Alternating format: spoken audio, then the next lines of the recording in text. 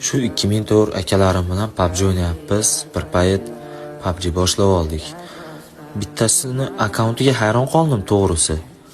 76 level bo'lib turib o'ynashni bilmaydi. O'ta qiyin, juda ham qiynalib o'ynayapti. Bir payt bootcamp o'ynayapmiz, men o'lib ketdim. Yana bitta sherigimiz o'lib ketdi. 2 kishi qoldi komandamizdan. Bittasi ikkinchisiga gapiryapti. O'q ber, menga o'q kerak, yumpini o'q kerak desa, haligi yana bitta sherigi borib turib, oranjga o'q tashlab beryapti. Oranjga o'q tashlab beradi. Menga bu kerak emas bu o'q, menga ko'k o'q ber, yumpiga tushadigan o'q ber desa, uje u otishgani ketgan, o'lib ketdi, komanda minus bo'lib ketdi, uni o'qi yo'q bo'lib minusga kirib ketdi. Akorochi padborda gaplashib turibmiz.